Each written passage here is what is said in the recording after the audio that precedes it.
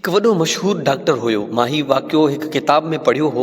मिसाल जे तौर ते उन जो नालो डॉक्टर अहमद हुयो। सॼी ज़िंदगी हुन वॾा ऑपरेशन कया, वॾो हिकिड़ो नालो हो उन जो। हुकूमत ऐलान कयो त इन खे गोल्ड मेडल ॾियणो आहे, लाइफ टाइम अचीवमेंट एवॉर्ड। पूरी ज़िंदगी हिन एॾो वॾो कमु कयो आहे। हिन डॉक्टर खे मुल्क जे दारुल हुकूमत में घुराए करे हिकु वॾी तकरीब कई वेंदी ऐं उन में इन खे गोल्ड मेडल ॾिनो वेंदो। डॉक्टर ॾाढो ख़ुशि थियो त मूंखे एॾो वॾो एवॉर्ड मिलण वारो आहे। डॉक्टर साहब फ्लाइट बुक कई, जहाज़ में वेठा ऐं जहाज़ उॾामियो।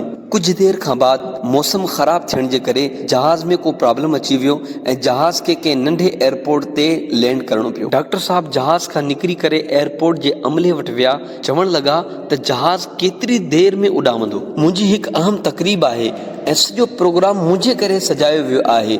मां चीफ गेस्ट आहियां, मूंखे उते एवॉर्ड मिलणो आहे। मूंखे ॿुधायो जहाज़ कॾहिं उॾामंदो? अमले वारनि चयो, सर नंढड़ो एयरपोर्ट आहे, जहाज़ जो प्रॉब्लम वॾो आहे, एतिरो जल्दी ठीकु न थींदो। तव्हांखे अगरि पहुचणु ज़रूरी आहे त तव्हां कार बुक कयो ऐं बाय रोड हलिया वञो। डॉक्टर चयो त इहो बि आइडियो सही आहे, जहाज़ जे इंतज़ार में मुंहिंजो प्रोग्राम न मिस थी वञे। डॉक्टर साहब रेंट ते गाॾी बुक कई ऐं जीअं ई उहा गाॾी रस्ते ते हली त थोरी देर खां बाद ज़बरदस्त तूफ़ानी बरसात शुरू थी वई ऐं इन्ही तूफ़ानी बरसात में ही रस्तो भुली विया। मेन रोड जो रस्तो छॾे करे कंहिं ॻोठ जे रस्ते जी तरफ़ निकिरी विया। सफ़र में काफ़ी देर गुज़री चुकी हुई, बुख बि लॻल हुई, खाधो बि कोन खाधो हो। परे खां हिकिड़ो ॻोठ नज़र आयो। उन ॻोठ में हिकिड़ो घर हो जंहिंमें हिकिड़ी ई बत्ती ॿरी रही हुई। डॉक्टर साहब चयो त हाणे हालत अहिड़ी थी वई आहे, रुकणो पवंदो। दरवाज़ो खड़कायईं, हिकु पोड़ी अम्मा दरवाज़ो खोलियो। उनखे चयो, अम्मा खाइण जे लाइ कुझु मिलंदो? अम्मा चयो, अंदरि अचो, बरसाति थी रही आहे। पोड़ी अमड़ उन्हनि खे खाधो बि खारायो, पाणी बि ॾिनई ऐं उन्हनि खां पोइ उन्हनि जे साह में साह पियो। बराबरि वारी खट ते हिकु नौजवान लेटियल हो। अम्मा खां पुछा कई, अम्मा इहो केरु आहे? अम्मा चयो, मुंहिंजो पुटु आहे। अम्मा छा थियो आहे हिनखे?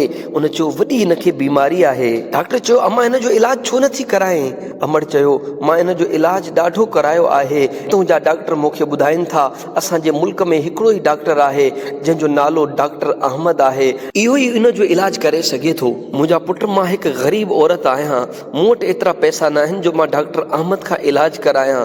इन करे रोज़ अल्लाह जी बारगाह में दुआ कंदी आहियां त मौला तूं कार साज़ आ, मूंखे डॉक्टर अहमद वटि पुॼा। डॉक्टर अहमद रोइण लॻो ऐं चवण लॻो, अम्मा मां ई डॉक्टर अहमद आहियां ऐं ॾिस अल्लाह ताला कार साज़ तुंहिंजे घर मूंखे मोकिलियो आहे। जहाज़ जो ख़राब थियणु, एयरपोर्ट ते लहणु, गाॾी जो रेंट ते खणणु ऐं उन खां पोइ रस्तो भुली वञणु ऐं उन झोपड़ी में वञी लहणु जिते उहो मरीज़ हुयो ऐं उन जो इलाज करणु। अल्लाहु अकबर। हाणे बि न मञीदा। इन अल्लाह अला कुल्लि शैइन क़दीर। अल्लाह हर शइ ते क़ादिर आहे। हक़ीक़त में असांजो भरोसो मज़बूत न आहे। असां सम्झंदा आहियूं त ही दुनिया वारा असांजो साथ ॾींदा, असांजूं मुश्किलूं हल कंदा। ही दुनिया त ॾुखी ॾुख ॾींदी आहे। इन्हनि खे पंहिंजो प्रॉब्लम ॿुधायो त खिलंदा आहिनि। असांखे चवंदा फ़िक्र न कयो, ॿियनि खे चवंदा ॾिसो हिन जो ही कमु मूं वटि अटकियल हुयो, ही फलाणे कम जे लाइ मूं वटि आयो हो, ही एतिरियूं वॾियूं वॾियूं ॻाल्हियूं कंदो आहे, हिन जो ही मसइलो आहे। असांजे मसइलनि ते इंजॉय कंदी आहे दुनिया। अॼु केरु कंहिंजो साथ थो ॾे? लेकिन जेको असांजे ऐबनि जे मथां पर्दो विझण वारो, जेको नंढपिण खां वठी अॼु ताईं असांखे नवाज़ण वारो, जेको गुनाहनि जे बावजूद बि असांखे अता करण वारो आहे, उहो असांजो रब्बे रहमान आहे।